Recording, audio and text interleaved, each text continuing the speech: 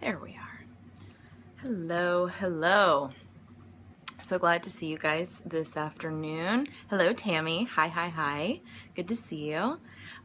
So I wanted to talk today. Hello, Claire. Hello. So glad to see you.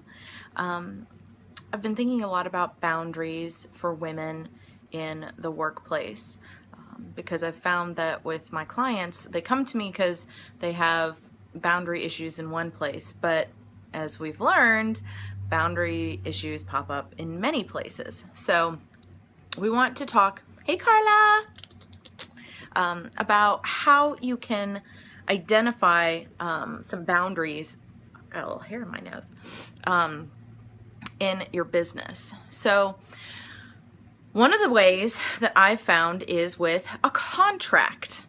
Yes, that's right. So when you're signing up or when you are doing work for someone else or someone is doing work for you, more often than not, you're going to see that they have a contract in place. And what's great about that is it's there to protect you. Hey, Isabella. Hey, hey. It's there to protect you as well as protect the other party. A contract's merely there to say, this is what I'm responsible for, this is what you're responsible for, this is what happens if this doesn't happen, this is what happens if this doesn't happen, which is exactly what boundaries are. It's so amazing to me when I see people get kind of like, their feathers are all ruffled, like, oh my gosh, I can't believe what they're asking of me, or oh, I can't believe they don't even have a contract, like they just want to start doing stuff. Well, then how do you know what's going to happen if something unfortunate or unforeseen occurs?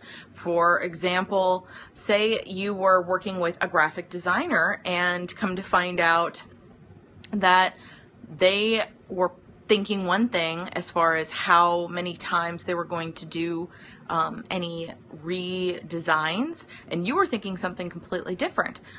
You were thinking you'd get 2, and they were like, no, this is a one and done deal. Well, there was no contract, so there was no like expectation set, no clear communication. So at the end, there's confusion, there's disappointment, all because those things weren't communicated up front. So another great way to look at boundaries is how we use social media. Just because we have these tools out there doesn't necessarily mean that we have to use them like our neighbor does or our family member does or our business partner does. There's so many different platforms and they all have different functions and change, and we're allowed to change with them. We can decide to use them in any number of different ways. So for example, let's choose Facebook because it's been around the longest and people know it changes quite often the most. So you have a personal profile, you have a business page, and Facebook has their own ideas and their terms and conditions about what is used for each thing. That is a boundary issue. That is this is what this is what this isn't, this is what's going to happen if you use it in a way that it's not intended to. So sometimes you'll see people post business related stuff on a profile. They might get put in what's called Facebook jail because they've used the platform in a way that it wasn't designed. And maybe you're thinking, how is this related to boundaries? Like, aren't those like emotional things, you know, like understanding your worth, that kind of stuff? Yes, you're correct. For those of you that aren't familiar with boundaries, what they are imaginary lines that protect and keep a separation between ourselves and another party. And they serve to differentiate who's responsible for what, and they're there to protect ourselves, our time, our energy, our money, our emotions, our physical bodies, all sorts of things.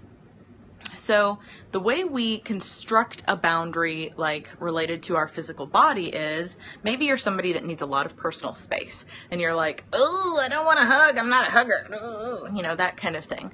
So you might say when you meet somebody or you're hanging out with a friend, you could easily tell them, hey, let's, you don't have to say it. I mean, I'm thinking weird thoughts here now. But, you know, you might say, I'm not much of a hugger until I get to know people better. And people that understand boundaries, they will respect that. So it's about communication of what your wants and needs are. If you're not comfortable communicating your wants and needs, you're going to have a hard time with boundaries personally and professionally. So assertive communication, boundaries, they go hand in hand in your personal life and in your business life.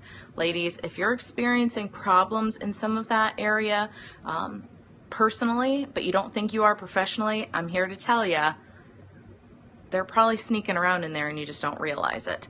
So if you would like a boundary audit, I don't know, I just came up with this. Maybe I was channeling something, or that was divinely inspired.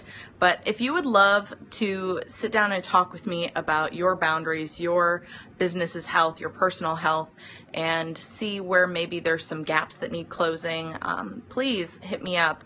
My email is Jen, Jen, at thejenmoff. It's my first and last name, and .com, and I'd love to set you up with a free clarity call. It's a $427 value. We'll talk for about an hour, and you'll gain some very, very clear insights and have some ideas about what the root problems are and how you can move forward, and if I can maybe help you with that. So if you're on Facebook, you can also send me a message there. Periscope doesn't have a way to send messages that I know of yet, but thank you guys so much for all the hearts over there. I just love seeing all the pretty colors. The purple's matchy, matchy, matchy. And the green is nice. Those are my two favorite colors, so I don't know how I got so lucky today. But thank you guys for tuning in for the scope today. Please keep an eye on your business and your personal life and the boundaries and the assertive communication that's so important there. And follow me on here if you like this kind of stuff and want to hear more about it. And I'll talk to you soon.